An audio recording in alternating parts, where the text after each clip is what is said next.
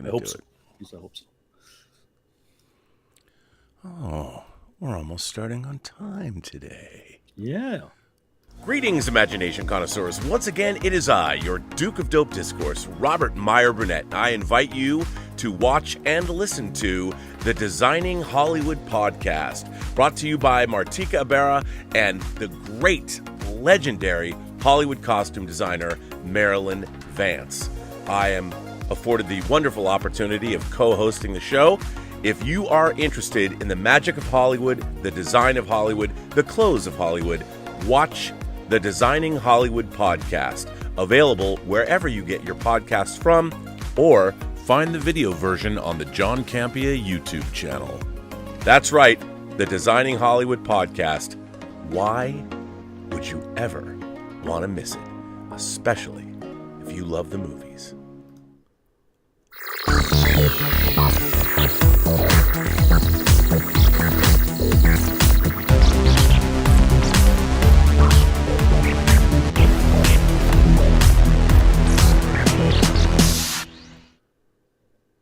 Well, greetings, imagination connoisseurs. Once again, it is I, your Duke of Dope Discourse, your master of fun and wonder, most importantly, your pharaoh of physical media. That's right, me, Robert Meyer Burnett, and I'm coming at you from the Rob Observatory. You imagination connoisseurs, you members of this, the Post-Geek Singularity community.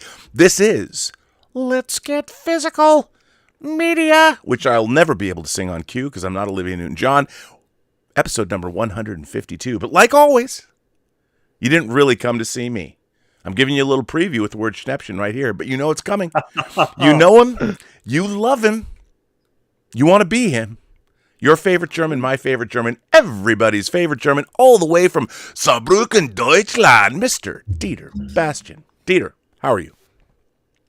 I'm feeling great, Rob, and I say, greetings, imagination connoisseurs. Dieter here I am Rocky like Eric, and welcome to the B&B Motel for Let's Get Physical Media, where I actually have that much titles to show, but we have a lot of movies to talk about. And Rob, before we go ape on the box office, I think we should go back 1 week and talk a little bit about the box office of a second box office, the box office for Hope and Glory, which means the views for the little Mad Max fan. Well. First of all, I got to say thank you. Those guys are amazing, very impressive, and I thought we did a great show.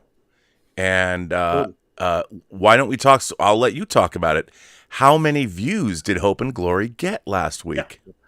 So the box office today, which is now a week old since the movie got uploaded, is 63,000 views, which is really well tracking considering the trailer is only, I think, 3,000 or 4,000 views ahead. And the trailer is only, of course, 2 minutes long. So you would think the trailer would track way better than the actual movie, which is 40 minutes long. But no, the movie got really nice view, nice comments on it. Of course, just a few bad ones, but mostly positive feedback. And I'm really happy for the guys. But Rob, even if I take the compliment, it was actually you who started it, because you read a Hope and Glory letter on Observation. This was actually the first starting point. Well, and then, but I take the compliment if you say. Well, no, as much as I want to be, a narcissistic, egomaniacal. Well, people accuse me of that anyway. But I would just like to say that it was those guys and the exemplary work that they did that deserves all the credit. And what's really interesting is in this day and age, you have to remember that when people watch a movie, wherever they're watching it, to them, they judge everything the same. The Empire Strikes Back, Apocalypse Now, Lawrence of Arabia, and Hope and Glory. Totally. They're all judged the same. Nobody stops and thinks, well, it's just a fan film that, well, you made it in 2 countries with an amazing team of people and a guy built the last of the V8 Interceptors. Nobody's thinking about that. All they're thinking about is what they see when they watch it. And to see the incredible outpouring of support for that film and for the work that was done was really gratifying. And I think, like any fan film, That's a calling card, and it shows $70,000. What they could do with $70,000. Now, I always tell people they should make one fan film, with the idea that their next movies are going to be their own. But a fan film is easy to muster up a lot of support and other people to work on it. And they took, they did that great philosophical thing. Well, I found somebody who's building a V8 Interceptor in his garage. So why don't we make a movie? Well, I've got a barn, and let's put on a show. And it's that whole thing. And they did a fan-fucking-tastic job. And they were such great guests, such a great show, very, very worthwhile, very inspiring. So kudos to them. And 60,000 views coming out of nowhere. Exactly. In 1 week, Rob, for me, tracking better than the trailer, which is, of course, just 2 minutes long, Yeah, and I did my part. And nobody has time. Yeah, I tweeted it out as much as I could to get the word out. So, I will be sending them a bill. Of course, I figure they owe me. Howard, do you guys have euros or Deutschmarks there? Euros. Well, is the euro up with the dollar, or should I ask them to send me American dollars? I think the dollar is ahead. Ahead. Well, then, so I'll demand that they PayPal me, $2,500, my fee for some. I'm just kidding. For 1 minute, Rob. For 1 minute. Yeah, that's right. No, they deserve all the kudos. They earned it, and that it just shows you 3 years perseverance. You can achieve your dreams with enough talent, enough tools, and enough. Well, as Goethe says, the German philosopher, he knew too. He knew what I was talking about. It clicked into place. Once you choose a path for yourself and you commit, the universe will help you out. Yeah. And thank you, Rob, for doing that. But it was actually you who read the letter from them first back in the day on our observations. Hey, I think I'm a little louder than you. Can you turn up your volume a little? Yeah, I can do that. Let me just quickly. One day I'm going to get this mixing board turned on, but today is not that day. Just a quick adjustment here. So, microphone. Oh, why? Rob, I don't understand it. I had put it up, so now it should be better. There you go, buddy. That's what I'm talking about. No idea, Rob. I put it up at that level. Now bring it down a little bit more. Just a tad. A little bit. Just a little bit closer now. Just a little bit closer now. Is that fine, Rob? It's a little loud, but yeah, it's good. A little loud, okay. A little bit slower. That so here we go, Rob. Yeah. Here we go. Okay.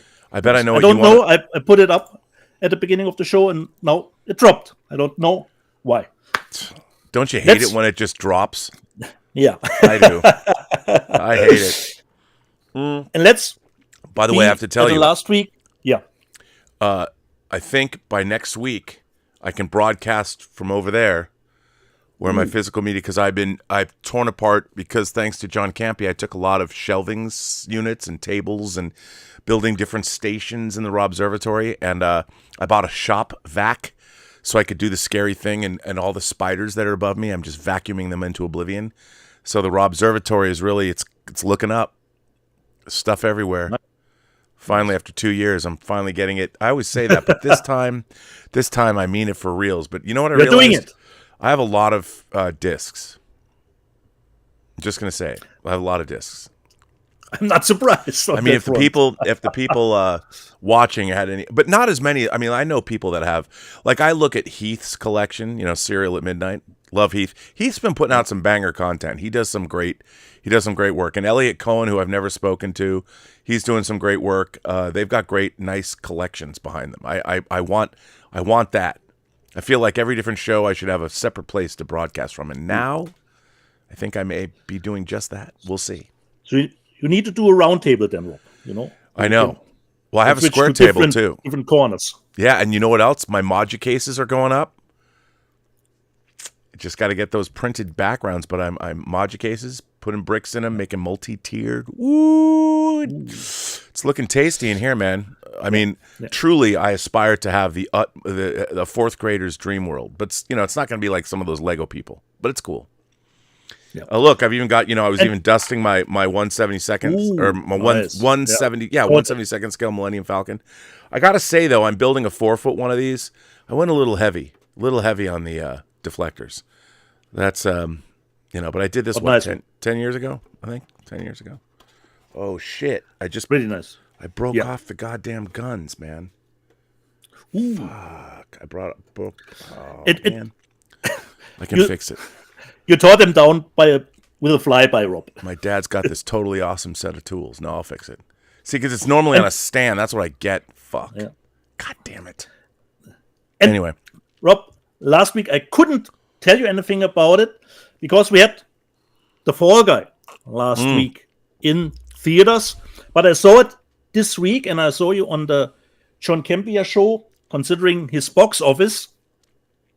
And I think you made a good point, Rob, considering the title of the movie. Yeah. You were not a big fan. Even I had quite enjoyed it. It sounds a little bit similar to The Crayman, The Fall Guy, The Crayman. Yeah, you know, here's the thing. I look, I understand. I think this is a one instance where they made a really fun movie that was a crowd-pleasing, popcorn-munching, really fun film. Maybe a little long, but a really fun film. But nobody knows what The Fall Guy is anymore. Your target, The Fall Guy is a 40-year-old TV show. So, and it wasn't a TV show that has loomed large in history. So I think it could be based on The Fall Guy, but they should have called it something else. And I'll tell you something else. Should we have gone with the German title, Rob? A Cold for All Cases? No, we shouldn't have. No, no. But it's interesting because Ryan Gosling. It's funny because I think that coming off of, like, who doesn't love Ryan Gosling? Women certainly love him because of The Notebook and onward.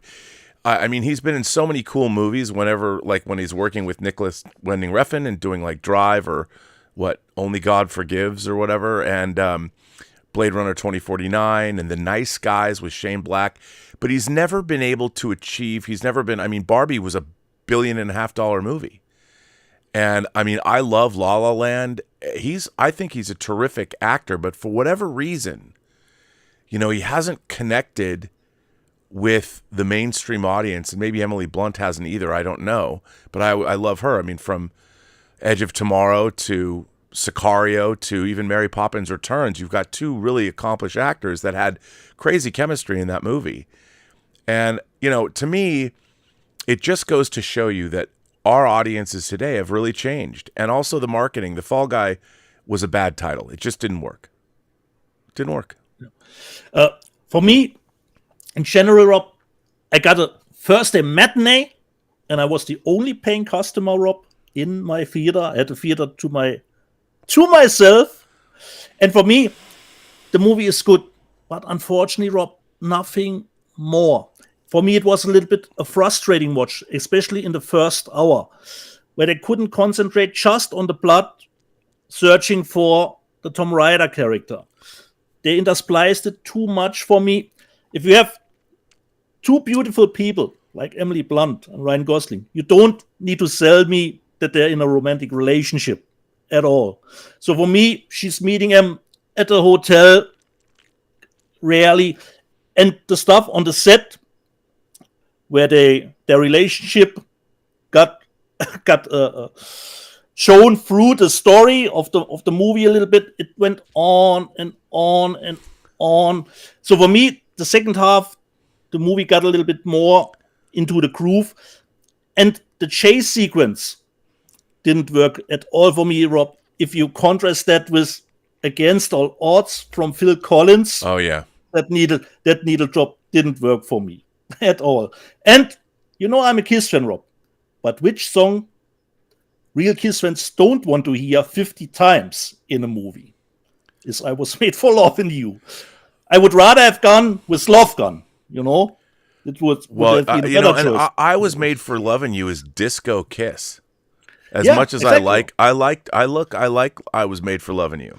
Yeah, It was really big. because you saw them on the Dynasty tour, Rob. I know. I know, and I'll tell you, I went to summer camp and made out with Angela Toohey listening to I Was Made for Loving You. We played it.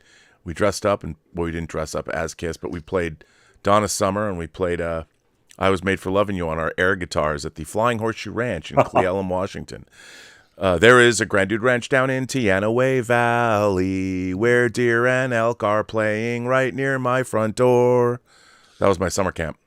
Oh, how I wish I was there again, down in or back in Teanaway Valley, where my lonely heart will trouble me no more. So if you ever look up the Flying Horseshoe Ranch in Cle Elum, Washington, I spent many a summer there riding horses and teaching others to ride too.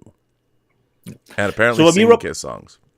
yeah, for me, Rob, the Fall Guy, good, but unfortunately, nothing more. Just Yeah. okay, but no urgency actually to rush out. Well, and this also problematically, why is that movie, $150 million? I mean, I understand. Yeah. It's like these prices for a movie like The Fall Guy, I can understand Endgame, a big special effects extravaganza. But, I think about stunt films. I go back to Craig Baxley's Stone Cold, man. That has incredible stunts that are all practical. Yeah. I mean, not that this Fall Guy wasn't, but it's just you can't expect to spend that much money on a movie that isn't, a known quantity or forgotten quantity or something that, it was disappointing all around. Oh, well. It was fun, though. Yeah. So would you like to hear about what? Yeah. Let's go ape, Rob. Let's Okay, go man. ape. And as they say, the apes are beating their chests.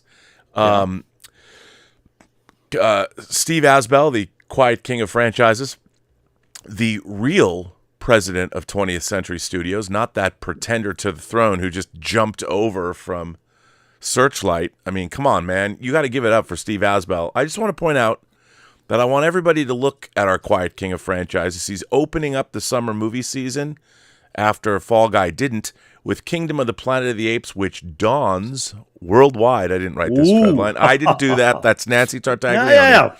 Kingdom of the Planet of the Apes dawns worldwide with 129 million at the international box office, which is very respectable. Here we go. Yeah. 20th Century Studios and Disney's Kingdom of the Planet of the Apes has dawned to 129 million global, swinging in with 72.5 million from 52 international box office markets and 56.5 million domestically. The worldwide start makes it the third biggest global bow of the year. Overseas, Latin America was particularly strong, including Brazil, delivering the market's biggest opening of 2024. In China, the movie came in at number 1 with 11.4 million. But as we noted yesterday, this is currently a soft market after a record-breaking May Day holiday frame, in China. And nevertheless, in giving a hopeful kick toward the start of the summer, Kingdom of the Planet of the Apes opened as the number 1 non-local title in all major markets. It also scored the biggest bow for the modern franchise in the Netherlands, Finland, Poland, Turkey, Hungary, Indonesia, Vietnam, Argentina, Colombia, Ecuador, Chile, Central America, and Bolivia, Paraguay, Uruguay, and several smaller markets. Across Europe, it was tops in all markets, save for Austria, where, get this, Sony's The Garfield movie purred to number 1. And Kingdom of the Planet of the Apes is the second best bow of 2024 for a studio title in France, as well as the highest opening for the modern franchise in the Netherlands, Finland, Poland, Kuwait, Qatar, Egypt, and more, or Qatar, as they say. In Asia Pacific, Kingdom of the Planet of the Apes opened as the third best of 2024 in Australia, Hong Kong, India, Indonesia, Japan, Malaysia, New Zealand, Taiwan, and Thailand. Indonesia and Vietnam gave it the best start of the modern franchise. Latin America welcomed the Apes with number 1 bows in all markets. Brazil embraced it for the best start of the year. So, and also, interestingly enough, John Krasinski's movie, If, Imaginary Friend. Okay. The Imaginary Friends pick conjured 3.46 million among strong reviews and positive word of mouth. In France, If started at number 3. It hasn't opened here yet. At number 3 behind Apes and local hit Un Petit Truc en Plus, grossing 3.3 million at, I don't know how my French was there. Elizabeth would probably cringe. Yeah. At 621 locations, Belgium opened at number 2. Blah, blah, blah, blah, blah. Let's go down and see what the international box office is. So that was number 1. Challengers, bro. Zendaya and her Tristy movie has made 30.6 million at the international box office. Challengers has made $68.7 million global. Good for Challengers. Good for Zendaya. Yeah. Godzilla X Kong, The New Empire, is now up to 558 million global. Kung Fu Panda 4 is at 529.3 million global. Taro is at 20.2 million More. global. Ghostbusters Frozen Empire, bro, check it out. Ghostbusters Frozen Empire is at 198.4 million global, sailing across 200 million. That's almost close, I think, to Afterlife. I know, not bad.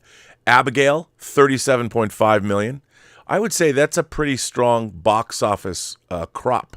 You know, I mean, obviously people are going back to the movies despite all the douchebags that, whip out their phones and talk to idiots. But anyway, and let's see what we've got domestically. Let me just run down the domestic box office chart for you. Kingdom of the Planet of the Apes, they're saying this hasn't been updated at 55 million, but I think it's higher than that. We'll know with the actuals tomorrow. Fall Guy is at 50.3 million domestic, which isn't horrible. You know, it only dropped 48%, and I know Fall Guy was, but that's not a bad hold.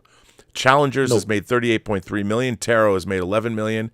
Godzilla X Kong has made 191.8 million. Unsung Hero is at 16.7 million. Kung Fu Panda 4 is at 191 million. Civil War has grossed domestically 65.3 million. A24 has got to be happy about that.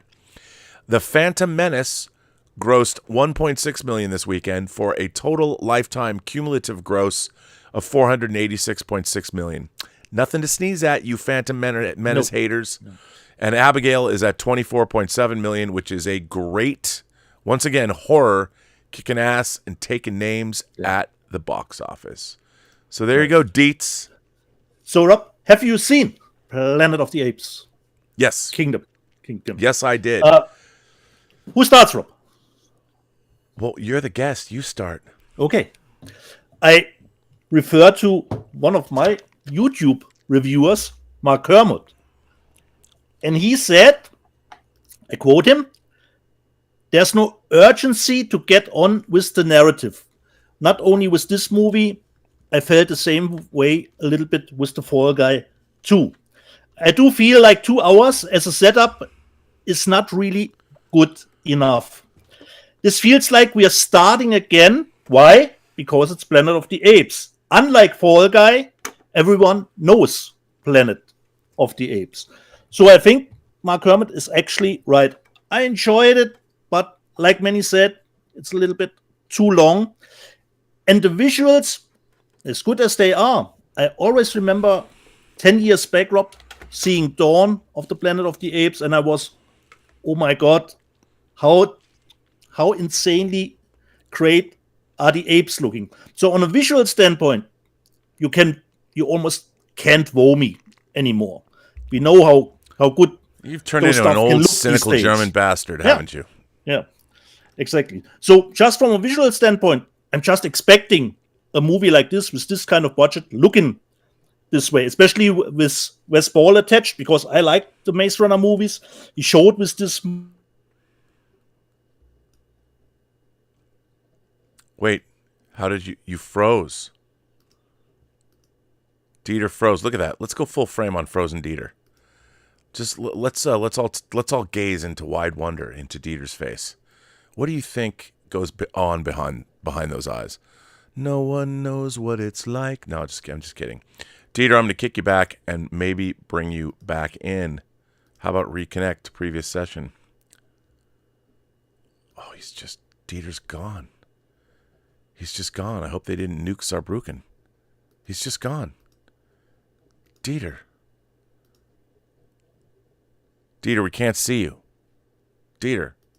It's like in Star Trek 2. Get him back. Oh, actually, that's Star Trek 4.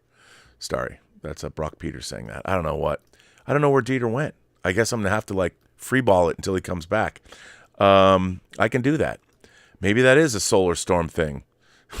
So, Dietz, if we can get you back, you might have lost all internet connection because of some either great calamity or I don't know. You know what? I've got an article to read anyway. Until I get Dieter back, here is an article to read. And it's from our friends at Media Play News. I actually didn't put this up. I found this. I wanted to read it. Of Media Play News, and this is written by Eric Grunwedel. And it says that Warner Brothers ups Q1 home entertainment revenue on Wonka and Aquaman at the Lost Kingdom and Aquaman and the Lost Kingdom and retail releases. Warner Brothers Discovery, May 9th, said its home entertainment segment, now home entertainment also includes streaming, VOD, and physical media, said its home entertainment segment grew revenue in the first quarter, which ended March 31st, due to the digital and physical retail releases of Wonka and Aquaman and the Lost Kingdom. Warner Brothers Discovery said home entertainment revenue in the quarter was up materially due to the digital and physical retail releases of Wonka and Aquaman and the Lost Kingdom, both big 4K releases. The studio includes home entertainment in its content business segment, which... Oh, look who's back. There he is. Oh, is he back? He was back, and then... Are you back, Dieter? Yeah, I'm back. I'm okay. back. Okay, he's back. I'm back. Wait. Just... Okay, let me finish reading this article. Yeah. Okay. The studio includes home entertainment in its content business segment, which reported a 13% decrease in revenue to $2.62 billion. Content sales also includes distribution across theatrical, streaming, cable, satellite broadcast networks, local television stations, and airlines. Theatrical revenue increased significantly, the studio says, from the box office success of Dune Part 2 and higher carryover from fourth quarter ending December 31st, 2023 titles compared to the end of 2022. The movie is currently the highest-grossing theatrical release in 2024, with more than $708 million in ticket sales worldwide. That's Dune 2. On the flip side, TV revenue declined meaningfully as production delays resulting from the 2023 WGA and SAG-AFTRA strikes led to fewer episodes delivered during Q1 of this year, as well as the timing of content availabilities and licensing deals. In addition, games revenue declined significantly due to unfavorable comparisons to the success of Hogwarts Legacy in the prior year quarter, while this year's Q1 release of Suicide Squad Kill the Justice League generated significantly lower revenue. Warner Brothers Pictures had a strong start to the year as the first studio to reach $1 billion in both overseas and global box office, and they have a great slate in the works. Warner Brothers Discovery's CEO David Zaslav said in a statement. Zaslav announced that the studio has green-lighted a new Lord of the Rings movie from director Peter Jackson, actually from director Andy Serkis and producer Peter Jackson, slated for release in 2026. I mean, that is, of course, good news that home revenue is up, physical media is up. But remember, I mean, that's because you had big theatrical releases. And Dune Part 2 dropped. Does it drop next week? I think it drops next week. End of May. Yeah. For you, America, I believe this week. Yeah. So, yeah, I didn't get my Crow. I didn't get my Departed yet. Still haven't got The Abyss. Fuckers. Yeah. But that's... Yeah. It's good. It's good. It's all good. It's good to see that people are still buying physical media. Yeah. So let me just quickly finish my review, Rob. Oh. Planet of the Apes. The Kingdom of the Planet of the Apes. So I really like the Maze Runner movies that Wes Ball did. For me, those movies look way more expensive than they actually were. So he knows how to do. Yeah, this movie was 30,000, or this movie cost 30 million less than War of the Planet of the Apes. Yeah. So he knows how to do visual effects. And like Mark Kermode was saying, it's a little bit long. And when I was watching, I asked myself the same thing.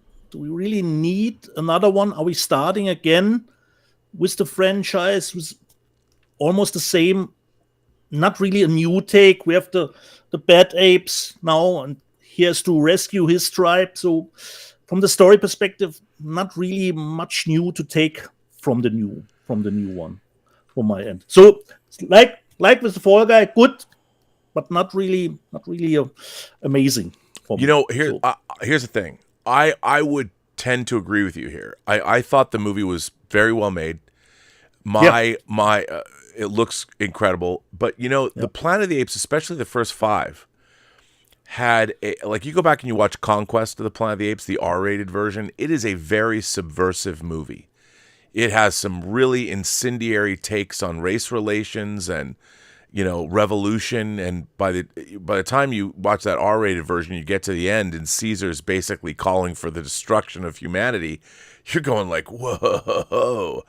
I think they needed to, like, this movie felt like it was written to be a franchise movie. And Exactly. it needed, what I thought it needed was a very hard-hitting, subversive political bent that I thought it desperately needed. Everything there was good, you know. Yeah. The thing that I thought was not great was they needed to go for the jugular. And, you know, maybe go back and look into history, look into somebody like Alexander the Great or Genghis Khan, and really delve into, there's so many, because Planet of the Apes was always a reflection of the time in which it was made, especially the originals. You know, Planet of the Apes, even Charlton Heston says, never trust anyone under 30 or over 30. Keep the fires of revolution burning. And that was in the first film. And I think it needed more of that. And that's the problem, you know, with all of these studio IPs, they're trying to make movies for everybody and for all audiences everywhere. And I think what they forget to realize is that what sets movies apart is the things that set them apart, that make them different from everything else. The Apes movies deserve to have a bite to them. And this movie didn't have enough of a bite. So you have evil apes, but what would have been really interesting is you make the evil apes like we see today. Let's make them sympathetic, not just so evil. Maybe you see this despot, this dictator have a point.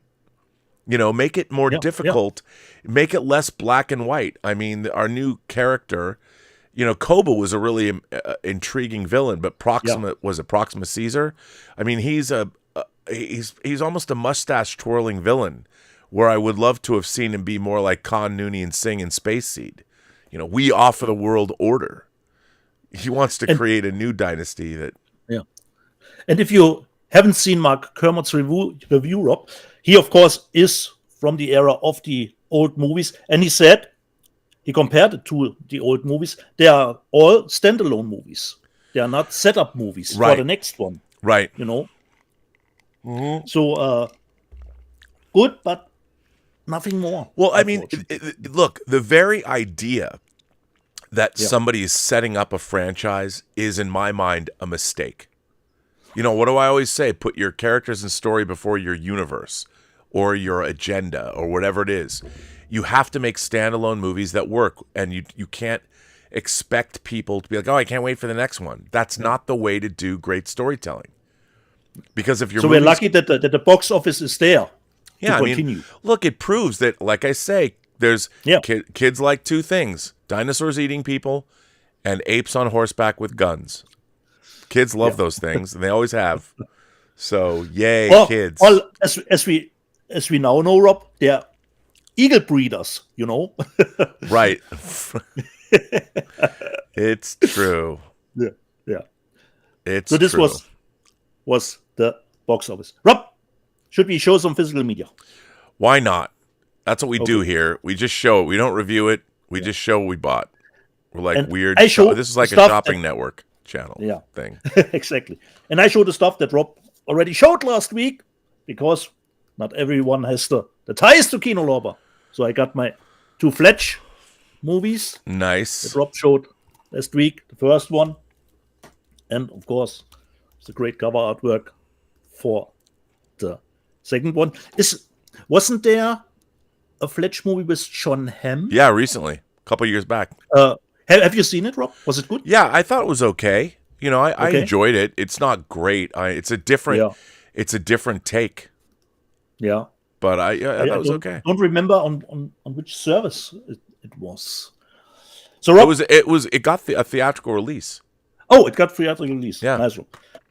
Rob, you informed me about one of my favorite directors. You know, Rennie has a movie out, Refuge, and I was thinking, when did Rennie have time to do this movie?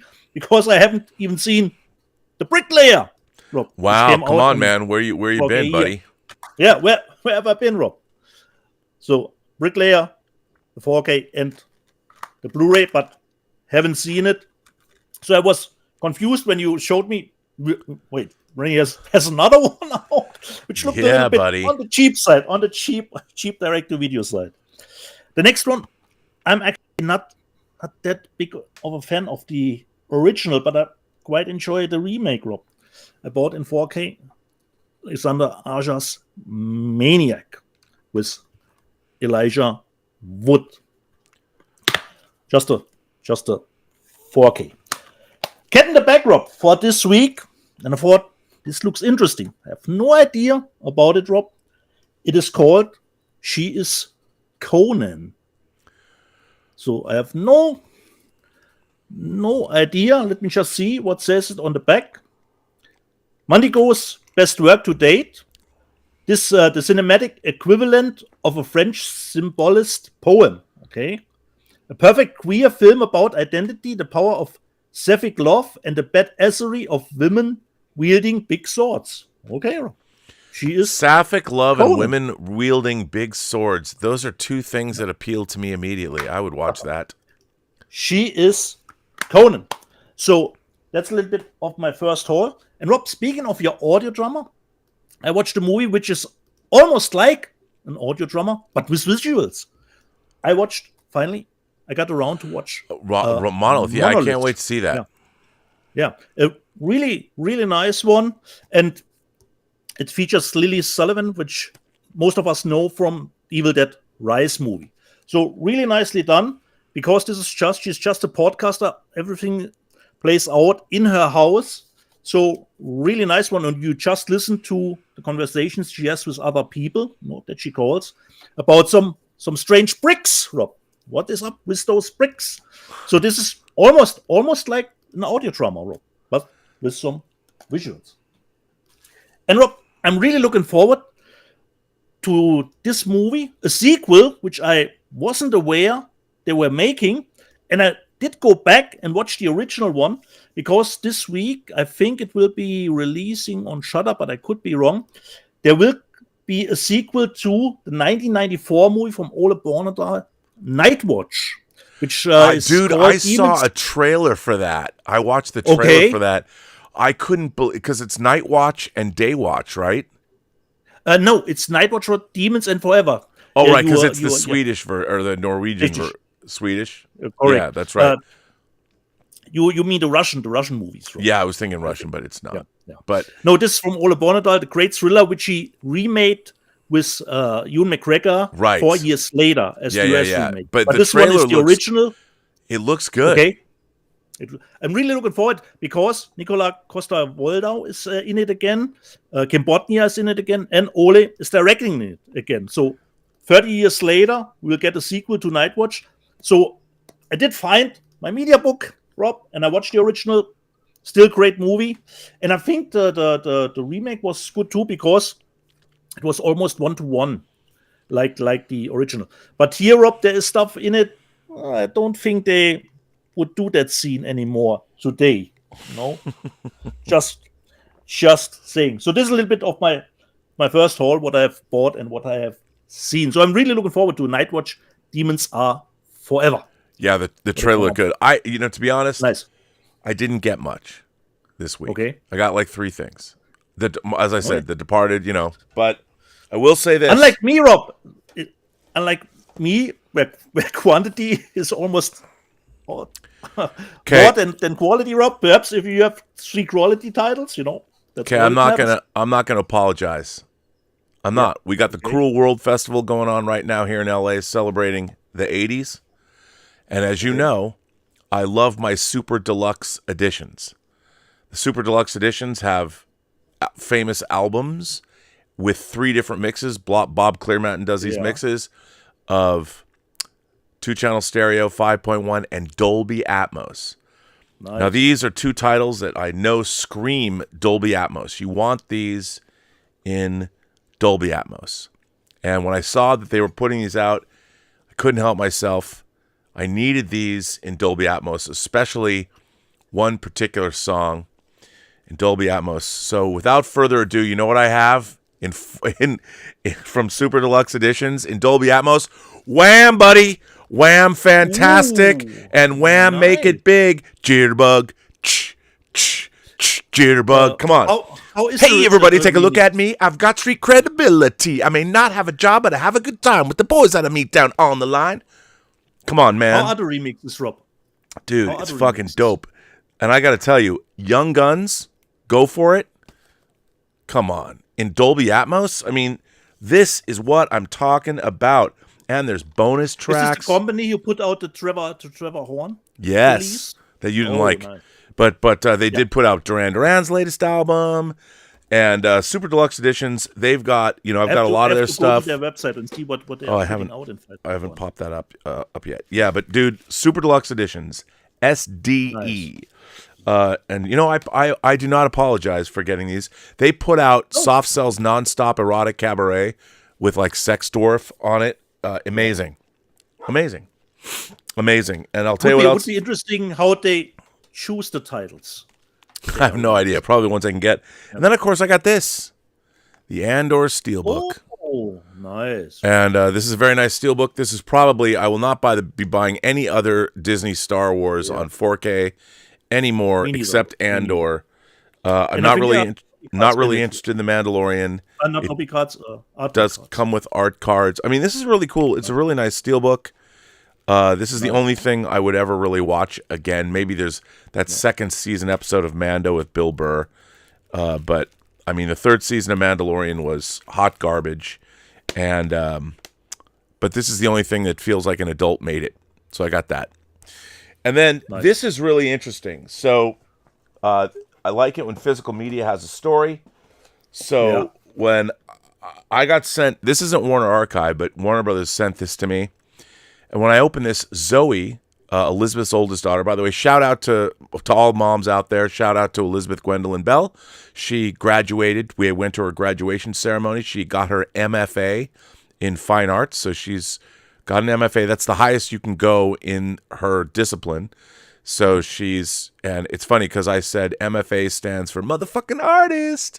So that's what I'm going to call her instead of Master of Fine Arts. She's a motherfucking artist. So yeah. So anyway, but sometimes, you date somebody, you're with somebody for like 9 years and you still discover new things about them that you find frankly shocking. And I'm not talking sexual things. I'm talking shocking. This was so shocking. So I opened this box and Zoe got really excited when she saw what it was. And she says, my mom never let me watch this show. And I was like, what? And Elizabeth chimes in. She's like, well, I just didn't like the animation. I didn't like what it was doing to animation. I didn't like the character designs. I just thought it was weird and I didn't like it. And I'm like looking at this woman I've been involved with for 9 years. Are you? I want it in my mind. I'm thinking, bitch, are you fucking crazy? But I didn't, of course, say that out loud. Otherwise, I get slapped in the face and thrown out of the house. So I don't talk that way aloud. But I'm thinking it. And I'm like, I'm looking at her going, what's wrong with you? And what is it, bro? I have this box, and I was thinking to myself, how could this woman that I am supposed to be madly in love with, that we have a home together, we're raising our kids together, how could she have possibly denied her own daughters? I kid you not. And she was adamant about hating this show and hating everything it stood for. The Powerpuff Girls. The complete series. What the fuck, dude? I mean, I know it's Mother's Day. Shout out to all you mothers. But I'm looking at her. I'm like, what the fuck are you talking about? Who hates the Powerpuff Girls? Like, what? Now, this is a DVD set, Okay. but it is the complete series. I love this box, if nothing else. I mean, and I said to Zoe, you know what? I can't believe you've not seen the Powerpuff Girls. I might just give her this box and never expect to see it again. Of course, she probably doesn't have a DVD player, so I'm not going to give her this box. But I think I might one day. But not today is not today. Because I'm going to keep this for myself because I like the Powerpuff Girls. I found, it's not like I watched them religiously, but when I did sit down and watch them, people told me they were good back during the Collider Heroes Day. Yeah. There is 78 episodes in this box set. 70 hours of content, including the holiday special and fans' favorite extras. I mean, let me tell you, I am a better man because I own the Powerpuff Girls. Thank you, Warner Brothers, apparently, and Cartoon Network. And apparently, you know who isn't a better person? Elizabeth Gwendolyn Bell. Motherfucking artist. How can a motherfucking artist not love the Powerpuff Girls? What is going on with the world, Dieter? What is happening here? It's falling apart, Rob. I don't understand anything. I mean, you've got a Sapphic Conan movie, which is all good, and I can't get my own love of my life to watch the Powerpuff Girls, or she didn't show her own daughters. What is that? That's tantamount to abuse. How do you not like the Powerpuff Girls? Is this the first release or just a complete series? It's the complete series. It's come out before, but a nice box set, slipcased. Let's open it up. Let's see what it looks like on the inside. Yeah. I don't know, Dieter. Do you have any connection at all to the Powerpuff Girls? Not really, Rob. Not really. But I'm not against them. Yeah, can you imagine living in the house with somebody? I mean, I'm not going to bag on her too much because she just graduated with a master's degree, and I don't have a. But you learn something new. After 9 years, it's like I don't like the Powerpuff Girls. If I'd known this, it would have saved me 9 years of my life. Just kidding. It's not that she doesn't like the Powerpuff Girls. It's that she denied her daughters the ability to find out if they liked the Powerpuff Girls. So bad education. Let's take a gander and see. Yeah. I got this thing. I put this right here. See what it looks like. Probably the same thing. It's kind of neat. I mean, there you go. Here's the box. Same thing as a slipcase. And there's a little booklet in here. Shout out to the booklet, and then of course, a little bit Babylon. Yeah. And you got multiple colored discs. There's a lot of discs in here, buddy. A lot of discs. Probably for each season. Yep, all the seasons. And there's 5 seasons, and kind of neat. They've done a fine job with this release. So you know what? If you've got daughters and you think that they're capable and mature enough to watch the Powerpuff Girls, and that if you don't have a problem with the style of animation, then hey, I would suggest picking up this ditty for your kids. I can't do it for my household, but maybe you can. So those are the only discs I got this week, man. That's it for me. Yeah. Okay, not a problem. Do we have some super chats? I don't know. Let's see. I wonder if anybody's going to tell me how much they love the Powerpuff Girls. So we shall see. First of all, B. Depp starts us off. B. Depp says, "Hello, Robin Dietz. Happy birthday to you, Robin. T-minus 3 days till the real deal. Happy Mother's Day to the moms out there. Hey, my mom made sure I got my very first piece of physical media when I was 13. John Carpenter's Halloween. Andy H. celebrates 7 months of membership on the channel. Vegas Robocop says that the Fall Guy should have been called Hooper 2, the Fall Fella. That's a reference to Hooper, Hal Needham's great movie with Burt Reynolds as a stuntman. Nice pull on that one, Vegas Robocop. B. Depp with another super chat says, "I'm in the middle of watching Tango Shalom on Tubi." Thanks for calling it Tango Shalom. I mean, our beautiful CG Tango Shalom title is cut out in favor of some slipshod version. Had to pause it for Let's Get Physical Media Time. So far, so good. Entertaining and having fun with the 2 families. The mothers are a riot. Well, thank you, B. Depp. What is the new title, Rob? For Forgotten Tango? The new title is called Forbidden Tango. Forbidden Tango. So, but hey, it's now on Tubi for free, because you know what? As a Jew myself, I love to give away my work for free. But it's free on Tubi. So how bad can we really be? Why do you all hate us? Hey, we almost won that Eurovision. Peacock 2. But it's on Peacock 2. Yeah, it was on Peacock and Amazon, I think so. But hey, it's now on Tubi. So you can watch it on Tubi with Dave Parker's movie. You should have let me in. Yeah. Or you shouldn't have let me in. Yeah. And the streaming version is an HD version. Yes. I don't know on Tubi if it streams HD, but it is an HD version, yes. Yeah. So you can watch it. Because we didn't get an HD physical release of the movie. Yeah, I know. And apparently our German distributor wasn't... I pushed our German distributor. I said, I got special features for you. Let's do a German media book of Tango Shalom. But, Tango Shalom, Jews, everyone hates us. What are you going to do?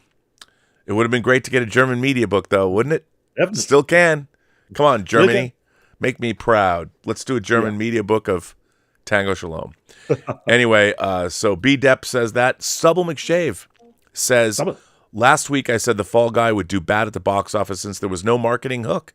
Ryan Gosling is a good and charismatic actor, but he's not a movie star like Harrison Ford was in the 80s or 90s. It might have done better with a bigger cinematic window. I think you might be right about that. Yeah. And it's true. Dino Dude 6 celebrates 7 months of channel membership. Well, thank you, Dino Dude 6. Andy H has been a member for 7 months. Thank you, Andy H. By the way, I just want to point out that on my front doorstep, this is true, by the way. On my front doorstep, I had a tip left for me on my front doorstep of my house. A tip? A tip. 10 Swedish kroner. Okay. Is that what that is? They end up there. Martino Sulmoni, the king of Playmobil that he gives to me, is in town. He's in LA, and he drove past our house. We were gone because of all the graduation festivities yesterday. But he left me 10 Swedish kroner on my doorstep with a note about happy birthday, and he said, here's a tip. You know what? If you want to stop by my house and leave cash on my doorstep, I firmly encourage you to do so. Hopefully we'll be home. And by the way, bring booze. We'll sit out in the backyard with puppies or dogs, and we'll drink. But make it a bag of cash. I've never, I like foreign currency. And by the way, I just have to say this looks like Playmobil currency. Like if Playmobil made currency, it probably would look like Swedish kroner. So thank you, Martino. And it didn't blow away. It didn't blow away. Okay. You know why? Because he put it right next to my D'Agostini Lotus Formula One parts. So that was cool. He didn't even know he's a big car guy. Maybe he would have stolen my Formula One parts if he knew. But here we go. Swedish kroner, my friend. Thank you. I don't know what I'm going to do with this. I think it's going to go on the wall. Like, you know how in bars they sometimes put like their first dollar on the wall? This is my first, and he called this an analog tip. So there you go. Analog tip. I'll take it. Next, I'll put it in my wallet. Maybe it'll save my life if I'm stuck somewhere on this Swiss. Oh, wait. It's not Swedish kroner because he's Swiss. It's the Swiss Italian. So this is Swiss currency. Why am I saying Swedish? Okay. It's not because he lives on the Swiss Italian border. I'm totally wrong. Martino's somewhere in a hotel room now screaming at me. This is so we Swiss. have to see the exchange rate, Rob. Perhaps this is $1 million. Yeah. Yeah, this is Svitsvra. Yeah, this is so for all of you people that think I'm an asshole and a stupid idiot American, you're right. This is Swiss money, not Swedish kroner. It's Swiss money. Stubble McShave sends Swedish kroner as a tip. This is Swiss money. So I'm a dumb American. At least I realized my mistake, admitted it, and corrected it on air. So thank you very much. That's what we're always trying to do, correct our mistakes. That's exactly right. So then we're caught up. Andy H has been a member for 7 months. I already said that. And Dino Dude, I got him. B. Depp, I got everybody. So we are caught up on that. Nice. So yes, we're caught up. We are caught Rob, up. I have one letter to read because Paul Allen Brunotto reached out to me, and he says, 2 people that carved a huge mark in the entertainment industry. Hello, Rob and Dieter. I write this letter with heaviness on my heart. As you already know, 2 men who worked on different sides of the entertainment industry have passed away only 24 hours apart from each other. Sam Rubin, an entertainment reporter for KTLA Channel 5 Morning News in Los Angeles, who got his start there in 1991, and over 30 years later was the Hollywood broadcaster, not just in Southern California, but doing reporting in Australia, England, and other countries. His encyclopedic knowledge of entertainment was amazing. His positive and energetic outlook on life was infectious. He was so well respected not only by his peers, but the entertainment community at large. His sudden death on Friday left so many shocked and saddened, including entertainment reporter Scott Mance, who filled in for them that morning broadcast. He was 64 years old. And do you want to intersect, Rob? Well, yeah, I mean, he was a perennial here in Los Angeles. I Yeah. mean, anybody that watched local Los Angeles TV, I mean, you Okay. saw him at a million different events. And then the next person you're going to say pass away, we talked about him Here we go, last Rob. night on Midnight King- Metal. King of B movies, Roger Corman died May 9th in his home in Brentwood, California, an icon of independent filmmaking who started making movies in 1954 and never looked back, directing 56 movies, including his last one, the underrated Frankenstein Unbound in 1990, and producing over 485 movies. To say Roger was prolific is an understatement. He had a keen eye on young and upcoming talent, as well with the names of Nicholson, Coppola, Bogdanovich, Scorsese, Howard, Dante, Van Leeuwen, Cameron, and her, just to name a few, is incredible in itself. A no-nonsense producer, director, actor, and distributor who loved making movies and TV. I was fortunate to meet Mr. Corman several times over the years at his office in Los Angeles. He was always busy but found the time to chat of our love for film. He was gracious, kind, and eager to hear my experiences working in the film industry as we swapped nightmare stories about movie making. My brother worked at New Concord Corman's home video division in the 2000s. Roger Corman has left it a legendary mark in the film industry. Wouldn't it be great for Shout Factory to release several large remastered Blu-ray or 4K box sets of his best-known works at 98 years old Hollywood, and the world has lost a true imagination connoisseur pioneer. Thank you both so much, Paul Allen Brunotto. Yeah, and you talked about him on Midnight Metal. Yeah. Yeah, I mean, I was lucky. Back in the early 90s when I was the director of special events for the Academy of Science Fiction, Fantasy, and Horror Film Festival. That's the Academy of Science Fiction, Fantasy, and Horror. Dr. Donald A. Reed's Academy. I was able to meet people like Forrest J. Ackerman, going to his house, the Acker Mansion. But I went to LA's famous Magic Castle, and I had lunch with Dr. Reed and Roger Corman and a small group of people, and it was hours long. And I met him a number of times at different events around town. Obviously, he made Jack Nicholson movies like The Trip and Little Shop of Horrors. He directed those films. He also directed the Edgar Allan Poe movies. The Tomb of Ligeia was his favorite of those, according to Dave Parker last night, which I did not know. He produced favorites of mine like Death Race 2000, obviously Battle Beyond the Stars, and James Cameron, worked on Battle Beyond the Stars and like Galaxy of Terror. And even though they were Corman movies, when you watched Galaxy of Terror and Battle Beyond the Stars, they're very enjoyable movies. And you didn't think, okay, you're watching some low budget schlock. Although sometimes he made low budget schlock, but still, I mean, seriously, he really was. He really was one of the most. And when I was working at Full Moon Entertainment with Dave and Dan Schweiger in the early '90s, you were either working at the low budget film in the low budget film world. You were either working at New World or New Regency or not New Regency, at Concord. You were working for Roger Corman over in Venice, or you were at Full Moon in the not in the valley, but on the edge of Glendale.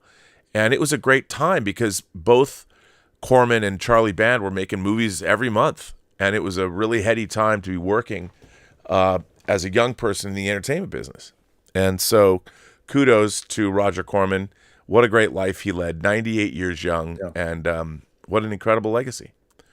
So, definitely. And, having actually had a long lunch with him, he was incredible to listen to. I loved listening to him because he had this great voice. He was a very kind man, but he still had a very authoritative voice, and I really liked listening to him speak. So, he shall be missed, but what a life. What a life he led. Other stuff, Rob, I have seen. One of the most shows talked about these days. I don't know if you've gotten around it, Rob. I have not. I can't. I got to sit down. Yeah. Baby Reindeer. And Rob, I wouldn't be not surprised at all if Richard Gere the showrunner, and he, of course, plays the lead, would get an Emmy for this role. Because there's one scene I was thinking, okay, this is the Emmy, definitely, or the Golden Globe for drama series, because I didn't expect the subject matter to be that heavy, because I went into it blind. I just heard about it. Okay, everyone loves the show. Okay, let's give it a look, because, as a German, Baby Reindeer, what is the title? What is the show about? And Rob, I want actually to read an article myself from Deadline. I don't know if you have seen this article, considering the true story that comes with Baby Reindeer. And there was an article in Deadline which says the UK government fires warning shot at Netflix as Baby Reindeer safeguarding scandal rages. Let me just scroll down a little bit here. Exclusive, says he. The British government has fired a warning shot at Netflix amid the Baby Reindeer safeguarding scandal, saying it will be held to higher standards under new streaming laws. The Department for Digital Culture, Media and Sport reminded Netflix that the UK media bill will hand regulator Ofcom world-leading powers to police content on streaming services. As if the legislation would empower Ofcom to pursue concerns over Baby Reindeer, a government spokesperson told Deadline, UK broadcasters are subject to appropriate rules to ensure protections for audiences, contributors, and other affected individuals. Our media bill will make mainstream video on demand services subject to similar high standards. Ofcom will draft and enforce a new video on demand code allowing viewers, contributors, and other to complain about accuracy issues and potentially harmful content. One regulatory expert told Deadline that under the new laws, Richard Gadd's alleged stalker, Fiona Harvey, would be able to make a fairness and privacy complaint against Netflix after she was identified online. The media bill is at the House of Lords committee stage of its legislative journey, with Ofcom's video-on-demand code not expected to be completed until next year. So-called Tier 1 streamers like Netflix will also have an additional 12 months grace period before they must be in full compliance. The government's intervention over Baby Reindeer comes as Netflix has faced growing questions about its compliance standards after Gadd's series sparked an internet guessing game about the real-life identities of the characters featured. Gadd's 8-part drama is billed as a true story about his experience with an alleged stalker named in the show as Martha, played by Jessica Gunning. Within the days of Baby Reindeer's premiere last month, the real-life Martha was identified by online detectives. I thought this was very interesting, Rob, to read this. Yeah, I mean, look, here's the thing. I can't speak to all the rights issues behind this, but this kind of a thing, unless it's based on a book or something, there are definite rights issues. But this woman, this Martha woman, is her name Martha? She's called Martha in the show, Rob. Yeah, she's having her moment in the sun. So, but yeah, I mean, look, I think as we need to, you know me. I believe in the absolute sovereignty of individual rights. The individuals, each one of us, our rights must be protected. And moving forward and as I've said, my biggest, if there's some quest in my life for the rest of the time I'm on this planet, it is that the authenticity of the individual and the sovereign rights of the individual must be preserved. And I think that I don't want laws to interfere with the ability to shed light on certain things, but I do think that certain policing, especially, look, our news media has gone from being like CBS would make sure their news had integrity at great financial loss. As soon as news became something that can be commodified and monetized, everything is sensationalized, and we're no longer getting the kind of journalistic integrity that we used to have. And it's a real problem. So it's going to be interesting to watch this. Thanks for bringing this up, because I think it's a really interesting issue, Yeah. and we should be following it all with great interest, as Palpatine And I hope told you will Anakin. watch the show at some point, Rob. Which Oh, is I can't wait to watch it. I love these zeitgeist crazy shows. So yeah. I just because I was more expecting of a dark comedy, but was really a dark drama. Oh yeah, and when it came to later subject. One thing that I did want to touch upon, you brought it up, is our audio drama. And our audio drama, True Noir, we were going to launch the crowdfunding campaign soon, maybe last week, this week, but we've had a bit of a change of plans on this. As you know, we're in the middle of production on True Noir, and we pushed the crowdfunding campaign to after we finish recording it, which is different. So that way we're not necessarily raising money based on the actors that Christine Sheeks, our casting director, is getting for us, has exceeded all of my expectations. And the reason being is that Max Allan Collins, who obviously we've teamed up with Max Allan Collins, it's based on his first Nathan Heller novel, and True Detective that now we're calling it True Noir. His scripts have far exceeded everybody's expectations. The actors that we're going after, no one has turned us down. Some of them we can't afford. And maybe a crowdfunding campaign, but everybody, I've never worked on a project where people have haven't just said no, not for me. All of the actors that we've gone to have all wanted to do it. They've come back to us for exorbitant sums of money, which we just can't afford for an audio drama. Yeah. Big people.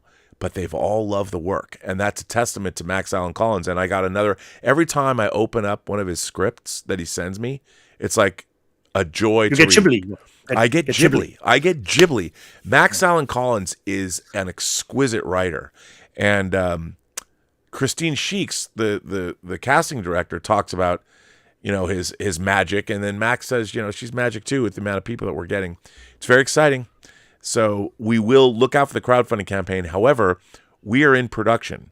So what's going to happen is when the crowdfunding campaign is launched, basically when it's finished, we're going to do it for 2 months, we can deliver. So you're not going to have to wait 6 months. Yeah. We're gonna go right ahead, and we're still going to plan on premiering at San Diego Comic-Con. So the cast that I can announce, of course, is Todd Stashwick, Yuri Lowenthal, who's playing Elliot Ness, Chris Carr, who's playing Marianne Beam, and people like David Starzyk, who are in the proof of concept. But there's a lot more to come, and we've got some really exciting names that people are going to be excited about. So that's what's going on there. Will one of the actors play more than one character? Well, normally you would do that. Do that. I'm trying, because I'm surprised that people can switch their voice in that kind of way. Yeah, I'm trying not to do that in this case, only because I want to make it like a movie. And there's some just really exciting people. I think it's going to be surprising when all is said and done. So really, really cool stuff. It's in production. We record the actors on June 10th for the whole week. So you'll hear more about that as we continue on. So anyway, that's the update that people might wanted to have heard. Rob, I saw another movie digitally, which I thought, considering the cast, this would be a hoot. The Ministry of Ungentlemanly Warfare. What'd you think, buddy? Unfortunately, just a 6 out of 10. What? This is pretty close, Rob. I don't know why this movie is R-rated. If you're doing an R-rated movie, please give me some nice violence, But this movie skims the line. If you would trim some of the stuff here and there, this could be easily a PG-13 movie, Rob. So I was a little bit let down considering what the action showed to me. So for me, this was perfect as a streaming movie. Yeah, it played in theaters, got a little bit more reputation through it, but for me, this is, as a streaming movie, you would say, oh, this was fine. But as a theatrical release... Oh, dude. Yeah. Because there's a scene where Alan Richardson, picks up an axe. You don't see nothing, Rob. Don't see nothing what he's doing with the axe. He doesn't drive the axe into someone's face? No, Rob. No, he doesn't. You don't get to see nothing. And then, Rob, the bad guy, got to play by the German Til Schweiger. That's already a downer for me, Rob. Oh, well. But the movie that was a total blast for me, Rob, I watched Abigail. Ooh. Abigail, for me, a blood so good time. Even if I knew about the twist, the movie had still surprises left. And I was really thinking about, Rob, how could you even promote such a movie without giving the hook away? That would be really tough to do because it's the selling point of the movie. But it would really be nice if you would have gone into this kind of movie totally blind, if you would have called the movie The Kidnapping, perhaps, of Abigail, and just stirred away the trailer completely from the twist. But for me, there was a lot of surprises still left in the movie. And speaking of needle drops, Rob, what I like is when you get a song that is not the hit single from the band. You get more of the second or the third tier, which fans know. So there was a great dancing song in it, and it was not Mother. And for that, I applaud the makers of Abigail, because this was blood and tears. Great. So Abigail, one of my favorite movies, Rob, of this year, definitely.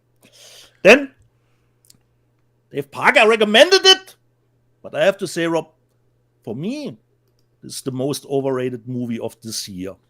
I watched on Shudder, Infested. For me, nothing made sense. The spider movie. Yeah, a spider movie, Rob. But for me, nothing made sense in this movie. How the spider multiplied in a couple, always in minutes. The building was under cobwebs, and I hated those characters. They annoyed the hell out of me. So for me, Infested, I know it's getting great reviews, great Rotten Tomato score, but for me, no. Infested was not good. Not good, Rob. Not good. And of course, the characters get into fight with the police. Police are always bad, so let's fight the police. Let's get them killed later in the movie. Then we had a little bit of pitch black, because if you shine the lights, the spiders don't move. And for me, Rob, strangely enough, I'm not a big fan of spiders, but if you give me a ton of spiders, it's actually not as creepy if you just give me one spider and you told me, it's getting down there under the sink somewhere, So if you give me way more spiders than just one, it actually loses something for me. So I'm really hoping that the other movie, help me, Rob, it's called Sting, I believe. So I hope that Sting is the better one of the two. But for me, Infested, didn't really dug it. Not really. So should I show what I got left, Rob, for this week? I think so. Why not? Okay. Rob, you and I both, we didn't get our Crow 4K. I didn't get mine. You didn't get yours. Dave bought this at Walmart. So I can say the Crow 4K is not my release of the week. What is my release of the week, Rob, is actually the Queen 4K Rock Montreal. Rob, this sounds amazing. This sounds amazing. I couldn't believe it. It contains the Live 8 performance, which was, of course, replicated in Bohemian Rhapsody. But this looks great, Rob, and the sound. But I would go, Rob, with the DTS 5.1 mix. There isn't Dolby Atmos mix in it, but it's way lower on energy. But the DTS sound, I was thinking 10 out of 10 for me, considering this is over 40 years old, But it's just, most people probably won't like it. It's a little bit flimsy. It's just a digi with just the discs flown in here, because you get the movie in the original aspect ratio 4:3, but you get a widescreen version too. So you can choose if you want to see it widescreen or in the original 4:3. The Live 8 stuff is, of course, legendary performance, but you have, the old shadows with the video that you get from the video recordings from back in the day. So it's not up to the Rock Montreal, considering audio and video, but still great to have it. And on the second disc, you get the rehearsals for the Live 8. And it comes with a nice booklet in it too. But for me, Rob, since this is not, of course, the first release from the Rock Montreal show, but for me, totally like watching it the first time. Watching it before. So for me, this is actually the release of the week. Rock Montreal. And you can get the Blu-ray version or the 4K version of it. And Rob, you can even choose the 4K version with SDR or HDR, just as your setup is doing. So for me, it was really nice because I don't have HDR. I could go with the SDR version of it. So you get everything on all fronts with this release. Rob, you already showed it last week, but I caught up with you.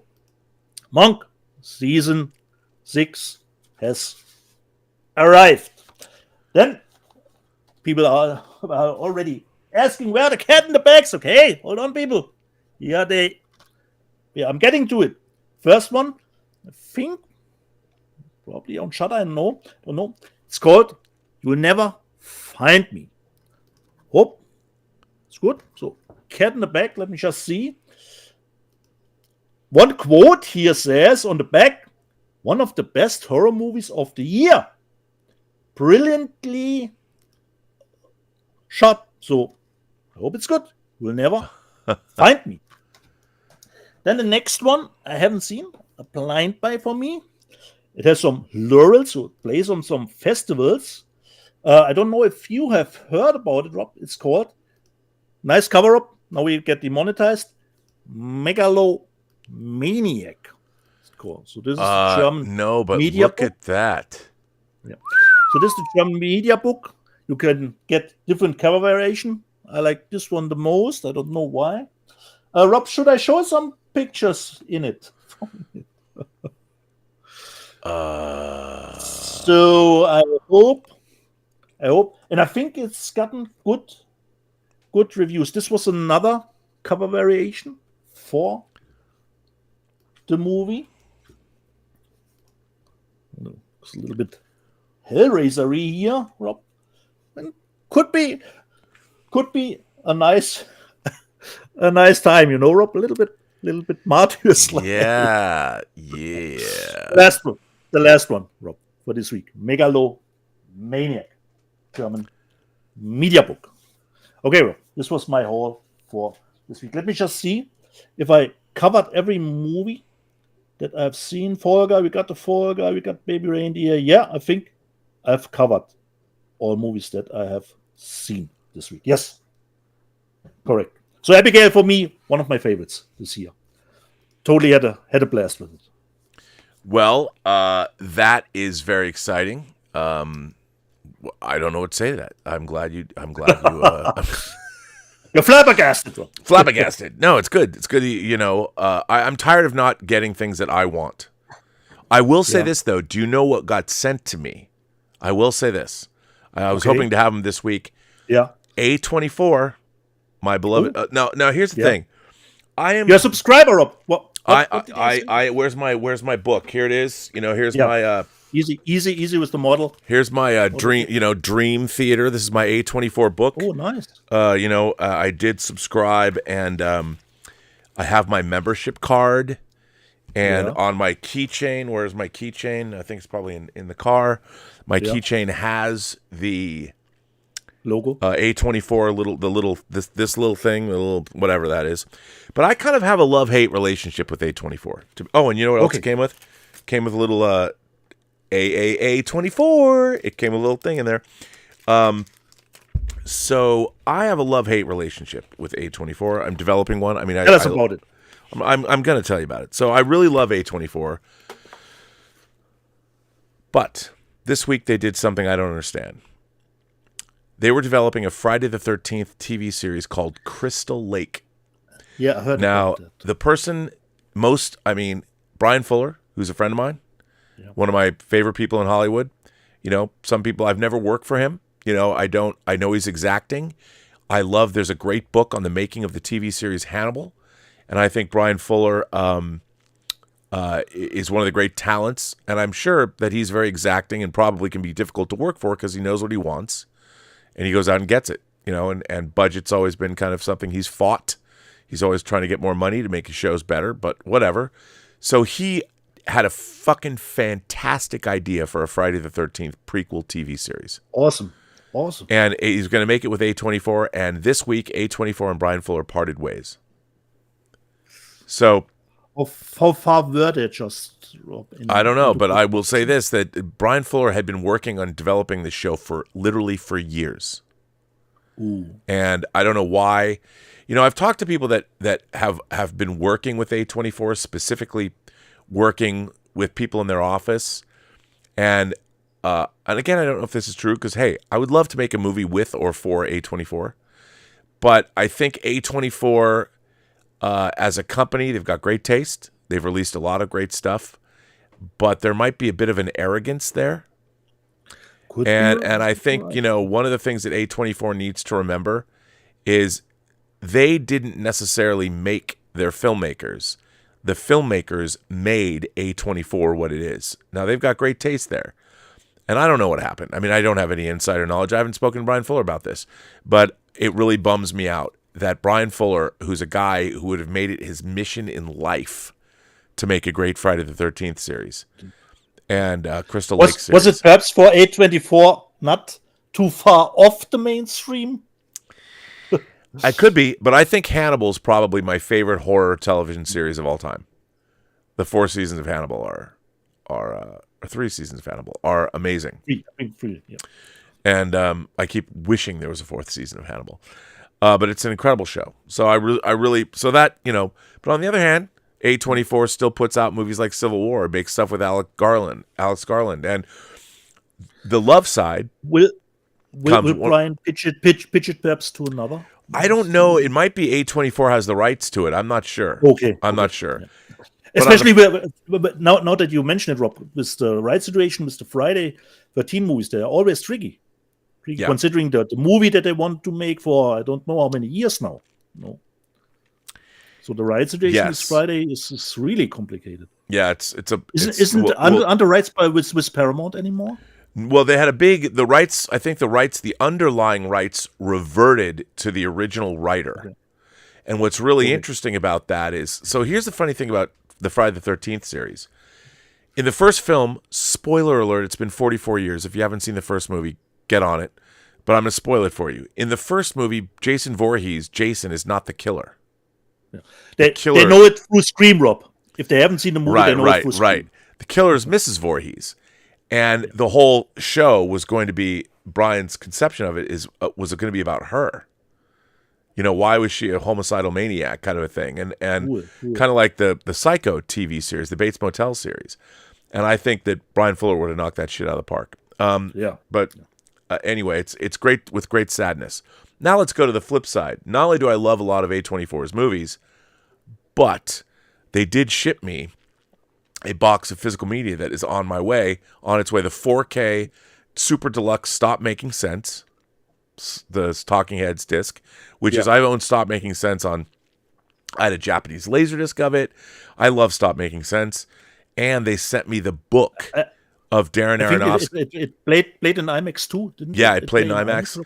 And Darren Aronofsky's Pi, his black and white 16mm. I never thought, nothing gives me more joy than to take a DVD out of my collection and put a new transfer in. And A24 has I don't even know what it is. I ordered it.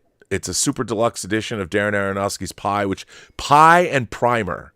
If you want a great double feature, watch Pi and Primer. Great movies, and it comes with a book, and God bless A24. So A24, I love you and I hate you all at the same time. You know, it's a Night Which of the is Hunter fitting for situation. A24, Rob. Which is fitting. You know what? It Especially with the is. movies, you know. There is no middle ground. There is no middle ground. There is no middle ground. And so God bless A24 and also fuck you, A24. It depends where you're coming from. But, you know, for the most part. They're not just, oh, it's a fine movie. It's a man movie, you know. And either you love or you hate the movie. Yeah, no, look, I knew A24 was something when I saw Spring Breakers at the Cinerama with my friend Dave Hargrove. I was like, was this one of their first outings, Rob? It was one of them, early outing, but they've got great taste and good for them. So, but I didn't get those in time to show on the show. So, yeah. I don't have the Crow. I don't have fuck all, but that's all right. Do we have news, Rob? We have so much news. There's some great news this week, beginning with. Dearly beloved, we are gathered here today to get through this thing called life. Electric word, life. That means forever. That's a mighty long time. But I'm here to tell you, who was the one that said they were going to do a 4K of Purple Rain? Who? Who said that? You. Me. And people were they're like, there's not enough demand for a 4K Purple Rain. Yes, there is. And it's coming out. And you can get a steelbook. 40th anniversary of Purple Rain. Can you believe it's 40? I love this movie. Purify yourself in the waters of Lake Minnetonka. Computer Blue. Is the water warm enough? Yes, Lisa. Shall we begin? The media book here, Rob, but just a Blu-ray. There is going to be a steelbook as well. Yeah. So that's cool. Thank you, Warner Brothers. I'm going to get it. Now, here's an interesting thing. Well Go USA is putting out Exhuma, which is another banger Korean horror film. It looks like along the lines of The Wailing. I know nothing about this movie other than it's about exhuming a dead body, but it's coming out from Well Go USA. The trailer looks great. Can't wait to get it in 4K. You know, when they don't have to replace the discs, Well Go USA, that Wailing, those discs are great. Yeah, let's just remember, Rob, the disc was not faulty. They just were missing the Dolby Atmos track. There was nothing faulty with the disc itself. That's true. Well, I would say missing the Dolby Atmos track is faulty. Come on, man. It was promoting on the cover, but the disc itself didn't have a mistake, you know. No, and Well Go USA has done a great job. I like a lot of their releases. The quality is really amazing. So I will be eagerly lining up to purchase Exhuma. Absolutely. Then we've got this. We have the Tavani Brothers collection. I really like Night of the Shooting Stars. These are Italian brother filmmakers. I started seeing their work at the Seattle Film Festival. That is coming out in the UK on Blu-ray. Padre Padron, Chaos, and Night of the Shooting Stars. I've seen all three of these movies. I like them, so I'll probably pick this up. Kind of a cool collection. Not filmmakers most people know in the States, but I only learned about them in the 80s from the Seattle Film Festival. So thank you, Dan Ireland. Rest in peace. Then we've got the Machine Girl Chronicles. The Machine Girl Chronicles. The Machine Girl Chronicles. Multiple movies in a box set. Japanese schoolgirls with heavy firepower and skirts. What's not to love? Bring on the male gaze, Dieter. Bring on the male gaze. I like these Machine Girl movies, and I will buy this set. So that's coming out. Pretty cool. This is really interesting. Robert Faust, his movie, and Soon the Darkness, which I've never seen from the early 70s, is coming out in 4K. And I'm very surprised by this. A movie I've always wanted to see that I have not seen. And very excited to get this, which is pretty damn cool that we're seeing stuff like this come out in 4K. Who would have thought? Who would have thought?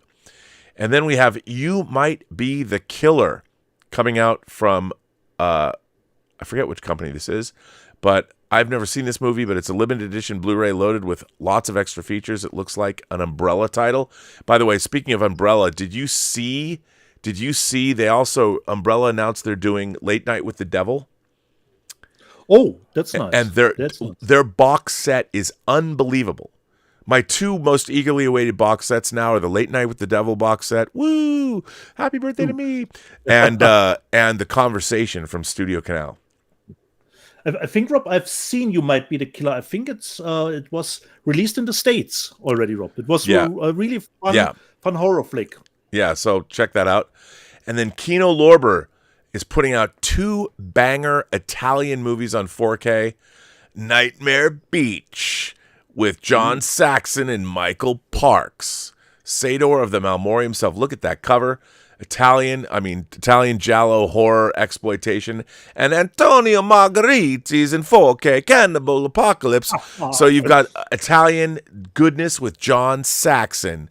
You've got this in Nightmare Beach, obviously multiple covers, and Antonio Margheriti's Cannibal Apocalypse, both with John Saxon. You go, Kino Lorber. And if you notice, now this is interesting. Yeah. On the spine of both of these 4Ks is the Kino Cult number. See on the bottom red on the spine. Yeah. Both of these have numbers on them. So the Kino Cult titles that they've been releasing, which have all been fun, I don't understand their methodology, but I think these are their first 4K titles for Kino Cult, and I'm there for it. I think this one I got from 88 Films, but not a 4K from the UK, from 88 Films. Which one? But it was not a 4K. The Nightmare the beach. Nightmare Beach, yeah. Look at that artwork. There's some artwork for you. Yeah. Chicks on the beach and one being strangled by a guy in a motorcycle helmet. What's not to love? Coming at you. And then we've got the Tom Baker complete season 4 Doctor Who. I just thought I'd throw this in there because I love Tom Baker. Yeah. And obviously, if you were an American, you probably first discovered Tom Baker. That was your first Doctor, maybe. But hey, complete season 4. Kudigatwa's obviously out. His first episode of Doctor Who's dropped. And, you can either hate it or not. I kind of enjoyed it, to be honest. So that's coming out by that. Now, a new French cyberpunk animated film. This movie looks so fucking cool, called Mars Express. Yeah. Have you seen it? I pre-ordered it, Rob. No, I haven't seen it, but it will come out here as a 4K media book, Rob. Oh my dude, it looks so good. The trailer for this movie is so cool. And Chris Gore reviewed it on FilmFred on Friday, and he loved it. It looks so good. If I remember it correctly. Mars Express. Can't wait to get this. Can't wait to get Mars Express. And now, bro, Radiance coming in hot. Ooh. Radiance with their Obies. This was produced by Alejandro Jodorowsky. Viva la Muerte. This is supposed to be some Spanish surrealism. Never seen this. Only heard about it. You go, Radiance. I mean, I should just subscribe to Radiance because if nothing else, I mean, look at this. Then they're coming out with Tokajiro. Don't know anything about this, but whatever they're putting out is great. It's like all their movies are just a stamp of they getting that Obi is a stamp of approval for greatness. Then they're putting out their second. I didn't even get the first box set, World Noir Volume 2. Their big box set of noir films from around the world. Look at that. These covers are the best. I got to get their World Noir #1 set. And then you got, look at these covers, these two covers. A film by a German, Helmut Kauter. How do you pronounce that? Okay. I don't know, but it looks good to me. I don't know what's going to happen. That girl should get out unless she's dead from underneath that car. But look at these covers. There's that one, and then there's Symphony for a Massacre. Helmut Keutner. Don't know him. Well, there you go. Well, look at that. Come on, that looks like a German movie if ever I saw one. And then, but look at that cover. And then another one, Sympathy for a Massacre. God, who doesn't love what Radiance is putting out? I'm buying it. I don't even know these movies, but damn, French. Give me French crime thrillers. Hell yeah, I'm there. Then we got Cruel Gun Story. Look at this, man. I mean, we're getting just a bounty of great Asian cinema. Yeah. And then finally, these are all their July releases. The Italian Connection, which I think I already have. And Fernando De Leo, I might already have this. I have so many Fernando De Leo movies, but I'm not sure if I have this. I think I do. Now, this next one, dude, this one is called The Profane Exhibit. Now, this to me looks like an anthology movie that I haven't seen. And to be honest, I probably should know about this movie. And sadly, I don't. So I apologize to you that I don't. But if you look at this, from the creators of Cannibal Holocaust, Malum, Cannibal, Tokyo Gore Police, Colossal, Gutterballs, and many more. The Profane Exhibit, There Are No Boundaries. This is coming to us from Unearthed Films. And I'm like, I have no idea what this is, to be honest. Yeah, it should be an anthology, considering the movies you named. Melon was great. Yeah, and I'm like, The I don't know what remake. this is, but I'm going to buy it. Yeah. The Profane Exhibit. Yes. You put Profane in Exhibit, I'm there.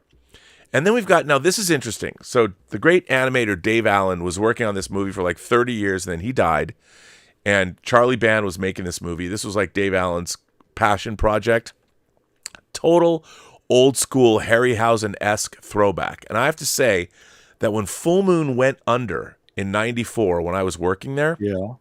I had to fire everybody.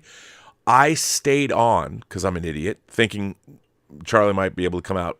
And he owed me $5,000, which, by the way, he owes me $7,000, which he never paid me because he went bankrupt. But when I was working there waiting to try and get my money, I was a projectionist.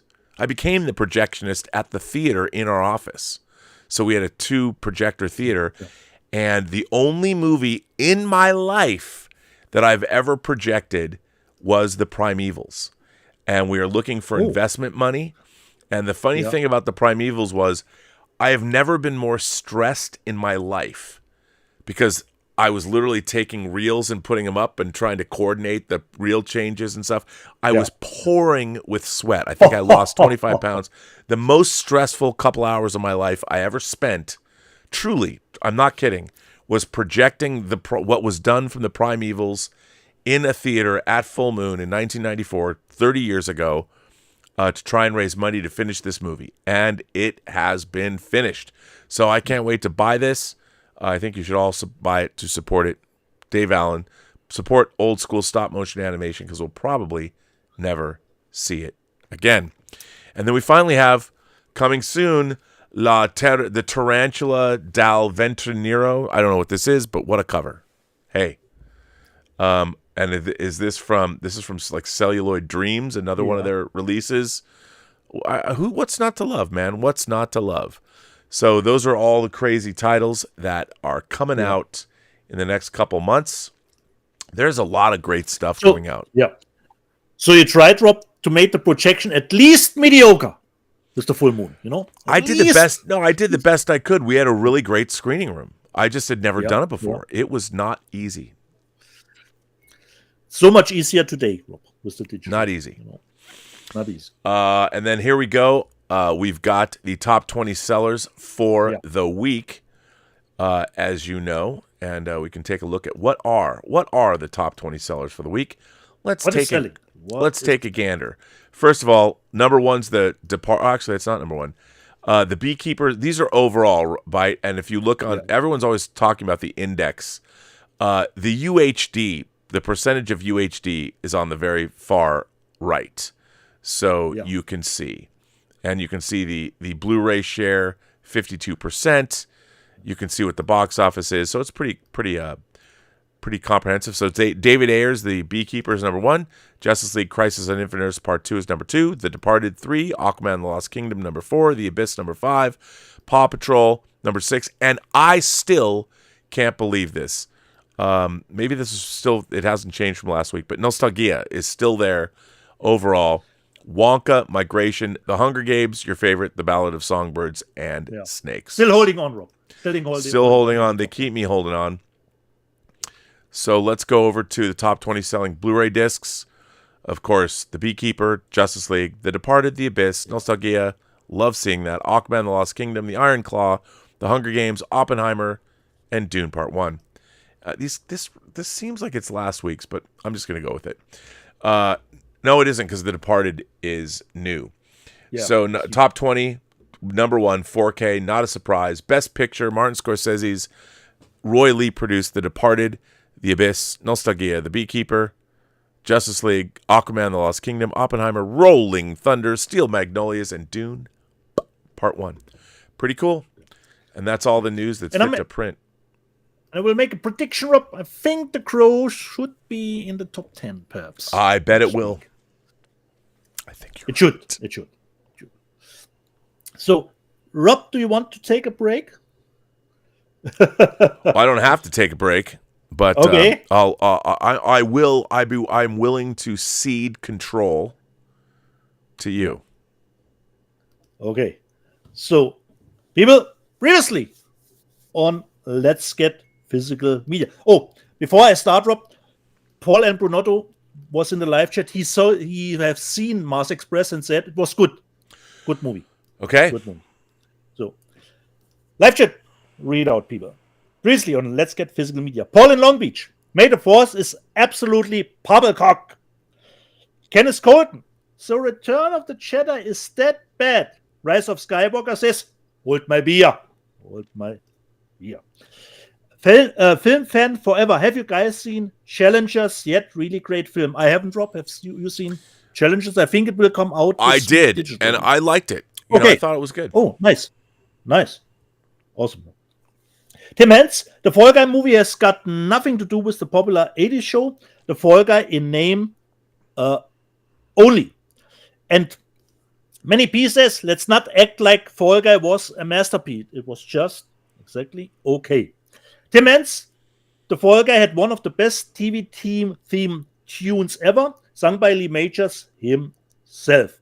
At Alpenthal, Fall Guy was one of the top shows of my childhood from mine Sue. Just see here. Pete and Kat. Hey, Rob and Deeds and Chat. My week in review, and wow, what a week. I had a birthday yesterday, 54, and went to see Metal Legends Tigers of Pantang. They kicked my ass. That's good to hear. And of course, we had a little bit of a Mad Max resurgence last week. GA said, agreed, the Road Warrior is the apex for action movies. Pete and Kat, I wonder if Mad Max would have made an impact if home video hadn't been around. I would think so, because there were movies that were theatrical released. Video, of course, can help out.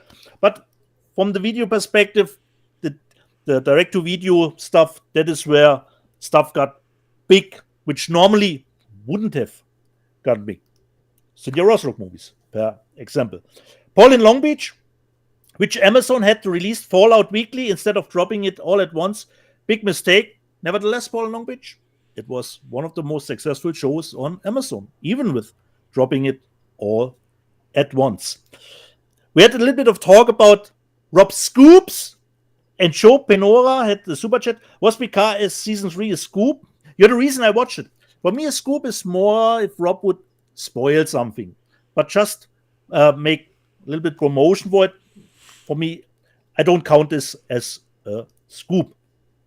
And Gary Smith said, Paul, I think that Amazon was worried about the reception to Fallout, so they dumped it on the public and get it over with right away, and now we will get another season. BCH, I don't know how this came up. Well, Uwe Boll calls himself a filmmaker. Yeah. Have you seen his filmography? A lot of masterpieces in that to find. Tim Hens, Christopher Nolan would have made that crash scene in Ferrari real. I would think so too. Robin Schoper, Ferrari is unexpectedly realistic race-wise. I've checked the historical facts about the events shown there. And what I've liked, Rob, about Ferrari, which I forgot to mention, was the racing through the countryside more, or just normal roads, not a racing track. That's what I quite enjoyed, considering Ferrari. Paul in Long Beach lets us know that his avatar is Miguelito and himself seeing Ferrari in New York one day after Christmas. And Brightstone Pictures, our makers of Hope and Glory, were in the chat room. And considering your auto drama, Eric says the proof of concept was excellent. Woohoo, congratulations on that, Rob. And Thomas Bertoldi said, sounds awesome. Justin Chandler said, I was totally immersed in and loved the proof of concept. Yum, cannot wait for the rest. Tim Metz, considering Godzilla -1, still stroking my edition here, Japanese one. The movie has the greatest Godzilla atomic breath scene ever. Couldn't agree more. It was great. Nate said, looking forward to this True Noir project. Also, that guy was right. May 25th is the real Star Wars Day. May the Force is a marketing scheme that's fun, but no real history behind it. Born in Long Beach. Stop rubbing it, Dina. It might, you might think it's Jennifer Lawrence. It's a little bit scruffy here. Would love it more smoothly then. Peter and Cat. The beauty of having no subtitles, unfortunately, this Silverman is one set from Japan, is that you can make up your own story. The classic Russian vampire film Night Watch was one of the funniest films I have ever watched. The Alex Sorber, maybe I'll get it and just watch it in its natural state. I still have to watch the black and white version. Question for Europe. Considering the audio drama, I don't know if you can go into that. Dan Hoyt wants to know, did Rob pay the actors' union scale? I don't know what the union scale exactly is entitled, considering. For the audio drama, we paid them way above scale. Yeah, way above. So for the kind of, so our audio drama is fully SAG, but this union scale for voiceover is like $150 a day, which is nothing. You could not get, so we paid our actors we paid them way above scale. Because what you want to do is you want your actors to be happy so they come back. And it was only a half day's worth of work. So we're paying everybody, I mean, in terms of, it's like we're making a movie. We're paying to get certain talent, you have to pay. So we are doing that. So yes, everyone is getting paid above scale, and it is SAG. Yeah. So we did our show last week on Saturday, which did throw some people off. Irene Jobson, the Saturday show has me feeling out of sorts. Legolas, have you heard about Exuma yet, a Korea movie? As you mentioned, the deal, Legolas, Rob brought it up in the news section. It will get a release from, I think it was Vergo USA. Darren Hoyt, I think Dieter is close to genius level. Your checks in the mail, Darren.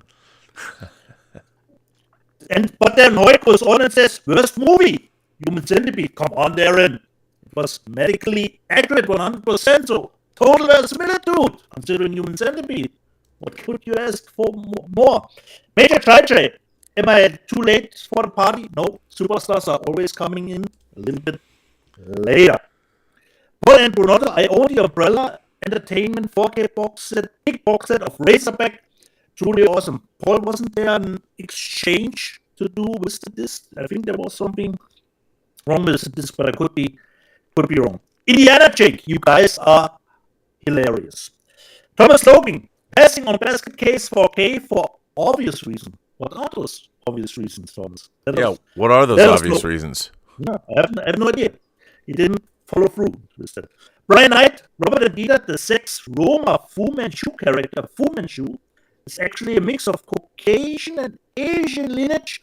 So to some degree, using Boris Karloff or Christopher Lee makes some sense. Okay. And Rob, last week you showed in the news section that there will be a new Hunger Games set coming out, and Irene Jepson says, oh no! These are going to drop some pretty pennies. And the man says, this is going to be shelling out more dosh again for that new Hunger Games box. No, I won't! Let's move on. Unbelievable here.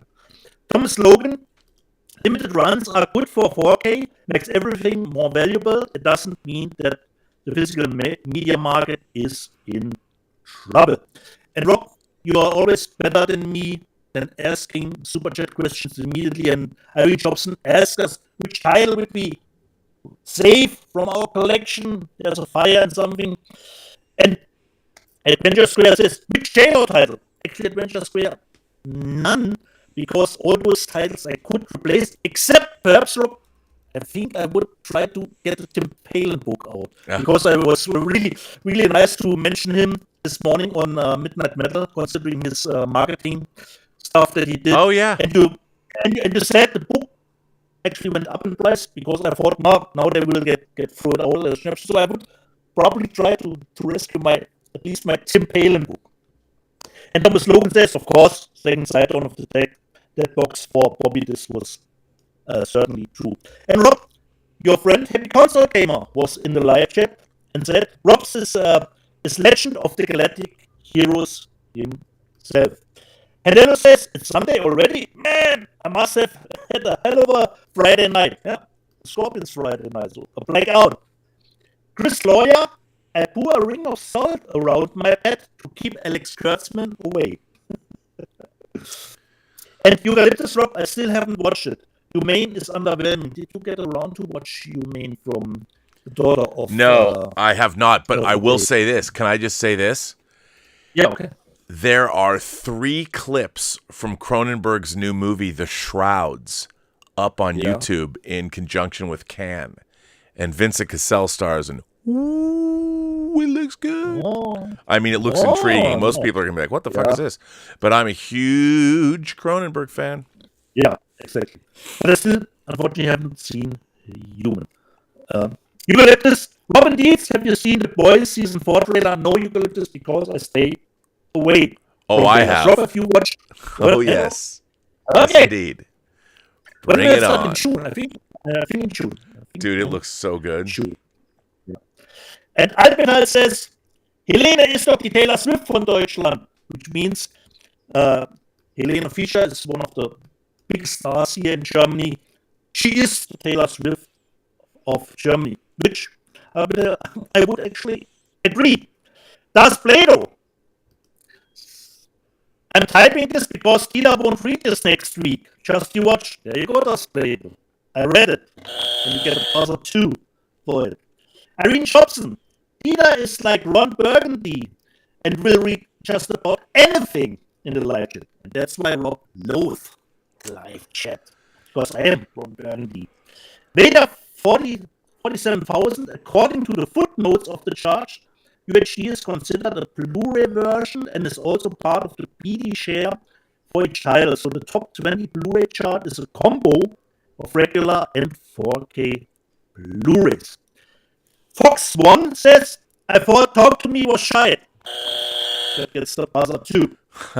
Secular Monk, what is the budget of Hope and Glory out of curiosity? I think Robbie said 70,000. 70, yeah, I think, or 70,000 euros maybe. Euros, yeah, exactly. That was the ballpark for Hope and Glory. As mentioned, Star Trek trivia on Star Wars Day. Star Trek will always beat out Star Wars in Rob's view. And Thomas Logan says, do TNG next week. And Peter, you need to ask R&B Voyager questions, not the original series. No. I don't know those series as well. Yeah. Eucalyptus, please ask questions from new Star Trek TV shows and movies. Eucalyptus, the game is a trivia game just about the four series, not about the movies, not about the new stuff. And I put a penny in it to get this trivia stuff. As mentioned, I usually have to watch later in the evening. I live on night shift. I know that too well. And Peter says, another great show, guys. And Singular Monk, thanks for another great show. But this was the live chat from last week. I'll take it. Nice. Do we have some super chats to go through? That's a good question. I have no idea. Let's see, shall we? First of all, we do. Yes, we do. Wow, there's a lot. There's a lot of people firing and stuff. Kelvin Wellborn, Kelvin, he comes from a land down under. Kelvin says, well, he's been a member for 7 months. Thank you, Kelvin. Admiral Terrier says, regarding crowdfunding, remember that 1/18th Airwolf, after 3 years of delays, creator announced yesterday he will not deliver. I want to say this. Conrad A. Murphy of Mars Industries, fuck you. I lost $425. Wow, that's bad. Wait, you don't get the stuff back? No, so when you crowdfund, you're never guaranteed to get what you have back. Okay. I looked into that Airwolf. That thing was so cool. But Kickstarter only takes the money if you are successful with the campaign. So you're successful with the campaign, but that doesn't necessarily mean you're going to deliver what you say you're going to deliver. So, look, I can assure you, if you support True Noir, the Nathan Heller casebooks, or the first season of True Noir, The Assassination of Anton Cermak. Not only are you going to get delivery of your items, but you're going to get delivery of your items very quickly. Not all of the physical perks will be done, like the albums and the soundtracks, the CDs and everything, but we're going to start delivering the digital perks almost immediately. That really pisses me off to hear that. $425. Yeah. That's really a bummer. And Terrier's been a member for 37 months. Terrier says that the best spider movie ever is Kingdom of the Spiders. All right. Exuma and Mars Express, according to the King of Squirting, Sonny Dominguez, says they were both great. He saw them at the AMC 8 in Burbank. Very different approach than American films, which was refreshing. And Paul Allen Bernotto says, "Hi, Rob, you forgot to mention the original Invasion of the Body Snatchers 4K coming out from Kino Lorber." Oh, you know what I did? This will be. I thought I mentioned that last week, but I guess not. Yes, our beloved Kino Lorber. They put out the Philip Kaufman's 1978 remake, and now they're putting out the original. What a great double feature. Yeah. Tom Jr. Jackson says, "Bad audio from Dieter, Rob." Again? Major Chai no. And then Darth Plato says, "Bad audio from Dieter. Could he run that by us again?" Peter Puffer says, "Do you think Arrow will put out Legend in 4K?" They can't. They can't get the materials. The materials to put out a decent 4K don't exist. Darth Plato says, "Audio bad. Could Dietz run that by us again?" I think this is a joke. Major Chai says Godzilla -1. That could be a Star Trek story. Thoughts, Robert? It actually could be a Star Trek story. Godzilla -1 could so the idea that you could take movies and transpose them and make them into Star Trek stories. Godzilla -1 could absolutely be a Star Trek story. You know, you could take, I'm not saying you directly transpose Godzilla -1, but you use that kind of a creature, the human story in Godzilla -1, you could transpose it to the Star Trek universe, and you could absolutely, that's a good call. You could absolutely do that. 100%. A lot of people don't get when I say what that means, but it's like, could it be a Star Trek story? And the answer is yes, it could be. You could tell that same story in a Star Trek format. I think it would absolutely work. Actually, you could probably make it even sadder and have it have even more pathos if you wanted to. Rob, I just see my audio has dropped again. It has? On the volume part. Perhaps when you put me in again, Rob, then the drop. I don't know, because so it should be better now, Rob. Yeah, I'm still seeing that your audio has always been fine. Okay. I don't know why the volume keeps dropping here.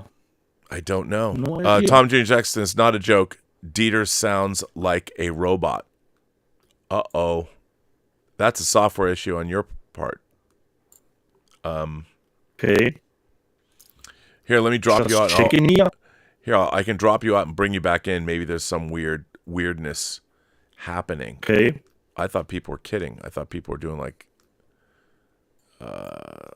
that's odd. Why is that? I don't know. Okay, I'm going to drop you out and put you back in. Okay.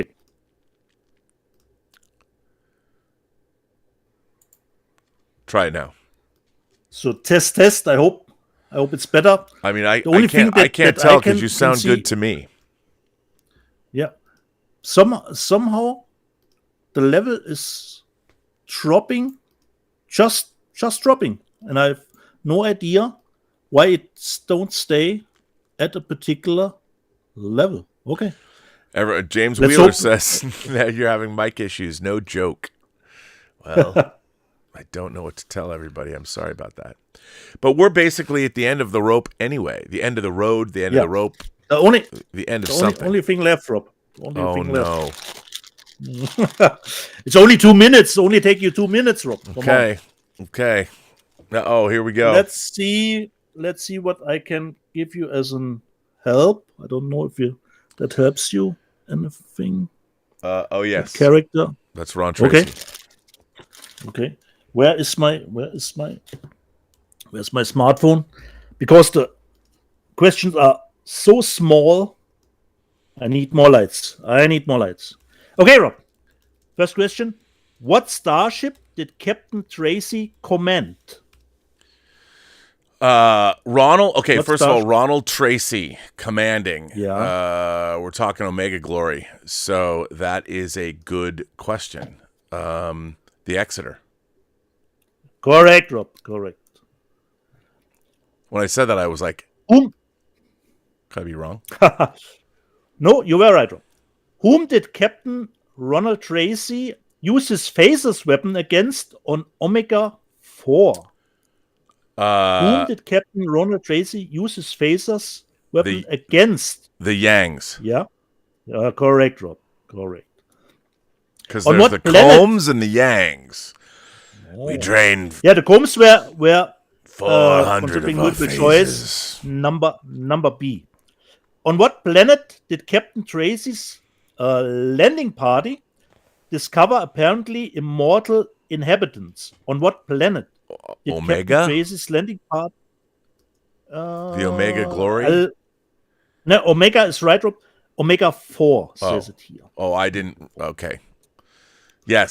But I'll give you that. Yeah, because the Captain thing Tracy. is. Yeah. Yeah. The name of the Captain episode Tracy- is The Omega Glory. Oh, okay. Yeah.